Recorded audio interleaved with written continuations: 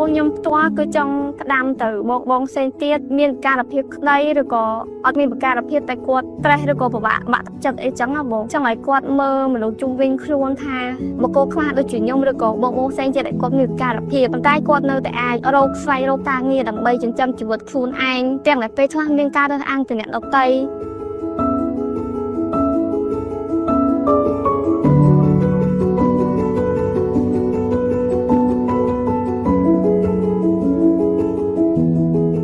ឬសួរបងខ្ញុំឈ្មោះណាងសវៈមកពីខេត្តព្រៃវែងហើយ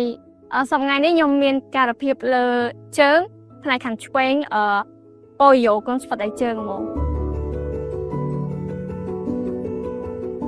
នៅពេលដែលខ្ញុំដឹងក្តីបងខ្ញុំតែគិតថាតែខ្ញុំអាចមានឱកាសអត់នៅពេលឡើងមកដល់ភ្នំពេញខ្ញុំអាចរៀនបន្តអត់ឬក៏មានអ្នកណាឬក៏កន្លែងណាដែលគាត់អាចទទួលខ្ញុំធ្វើការបានអត់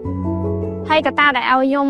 រៀនផងធ្វើការផងគឺដោយសារតែជីវភាពគ្រួសារខ្ញុំគឺជាគ្រួសារដែលក្រខ្សត់តាំងពីដើមមកអីចឹងណាបងឥឡូវនេះគឺខ្ញុំអត់មានអ្នកគ្រប់គ្រងទេពុកម៉ែខ្ញុំគឺស្លាប់ទាំងពីរឱកាសខ្ញុំច្រើនមែនតើដែលលោកតកែផ្ដល់ឲ្យដែលខ្ញុំអាចទៅស្គាល់ប្រទេសជុំវិញពិភពលោកទោះបីជាពីប្រទេសក្តីប៉ុន្តែបទពិសោធន៍ខ្ញុំគឺច្រើនខ្លាំងមែនតើលើកទី1ខ្ញុំបានចុះទៅកាន់ប្រទេសជប៉ុនដែលពេលនឹងផងដែរគឺប្រទេសជប៉ុនមានជួបគ្រោះភ័យគ្រោះទុរភិក្សរំជួយដីបងហើយបន្តមកទៀតគឺខ្ញុំ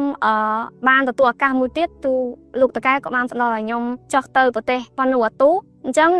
គឺគាត់ឲ្យយើងទៅកន្លែងហ្នឹងដើម្បីធ្វើការបន្តវ៉ាក់សាំងការពារជំងឺផ្សេងជាពិសេសជំងឺគ្រុនហ្វិតដៃជើងដែលពួកខ្ញុំកំពុងតែមានសពថ្ងៃហ្នឹង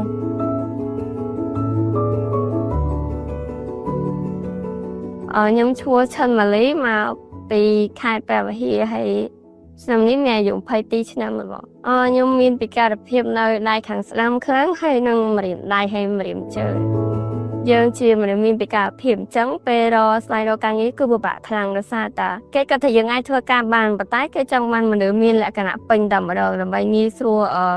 ធ្វើការបានច្រើនហើយចឹងតាមតែគេអាចធ្វើបានណាបងធ្វើការនេះជាងគេគឺផ្លាស់ប្ដូរជីវភាពរបស់ខ្ញុំបានច្រើនបង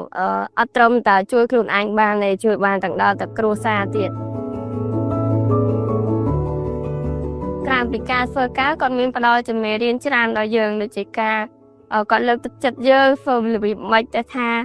កុំឲ្យយើងចោះចាញ់អីចឹងណាបងចង់ឲ្យអ្នកទាំងអស់គ្នាកុំបាក់ទឹកចិត្តត្រូវលើកទឹកចិត្តខ្លួនឯងដោយសារតែដំបូងខ្ញុំគាត់ថាខ្លួនឯងជាបន្ទុកដល់អ្នកដទៃអញ្ចឹងទៅអត់ចង់រស់នៅដល់សម្រាប់លេបឆ្នាំសម្រាប់ខ្លួនប៉ុន្តែចង់ឲ្យយើងអត់គិតអញ្ចឹងទេយើងគិតថាយើងត្រូវតែជួយខ្លួនឯងឲ្យបានហើយមានមហិច្ឆតាចង់ជួយដល់អ្នកដទៃទៀត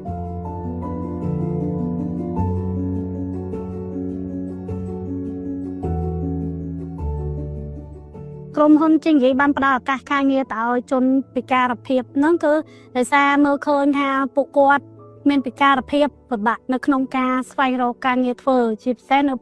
ខាងក្រៅភាគច្រើនគឺគេអត់សូវឲ្យតម្លៃទៅលើគាត់មានពិការភាពនឹងធ្វើការទេ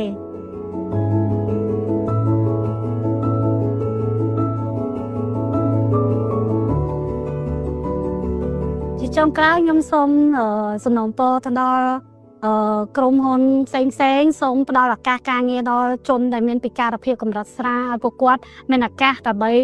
បង្ហាញពីសមត្ថភាពគាត់មានឱកាសដើម្បីធ្វើការរកប្រាក់ចំណូលចិញ្ចឹមជីវិតខ្លួនឯងផងដោយសារឥឡូវពួកគាត់ពិបាករកការងារធ្វើ